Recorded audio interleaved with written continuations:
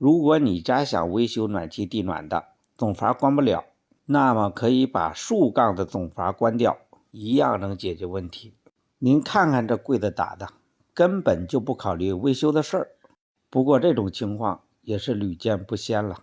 我在这儿也劝一句各位朋友们，装修利用空间固然重要，那么像这种分水器的维修和更换也必须考虑在里边，不然分水器一旦出了问题，柜子有可能就保不住了。所幸的是，客户家这柜子后边还留个缝，虽说费点劲，但也算是还能操作。客户家这次就是换个套阀，再装一个大流量的泄水阀，分水器不换，所以说相对来说还好操作一点。为了便于操作，4门2空间全部清理干净。这种隔板拆多了，所以说拆着也不算什么。天天干活还是那套活，只是位置空间不一样，无非就是空间小了费点劲，空间大了好操作。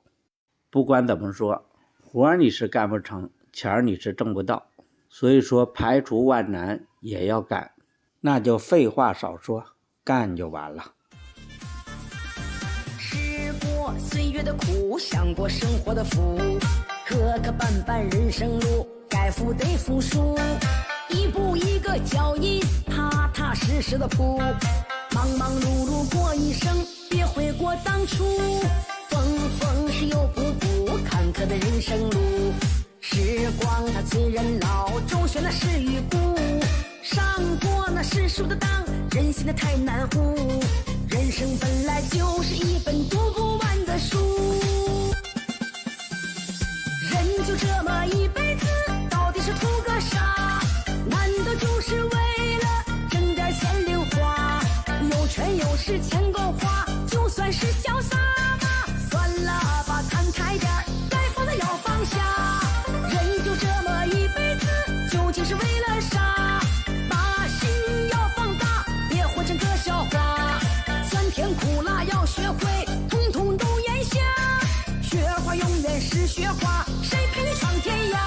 磕磕绊绊人生路，该服得服输，一步一个脚印，踏踏实实的铺，忙忙碌碌过一生，别悔过当初，风风是又不顾，坎坷的人生路，时光它催人老，周旋的是与孤，上过那世俗的当，人心的太难护，人生本来就是一本读不完的书，人就这么一辈子，到底是图个啥？难道就是为了挣点钱零花？有权有势钱够花，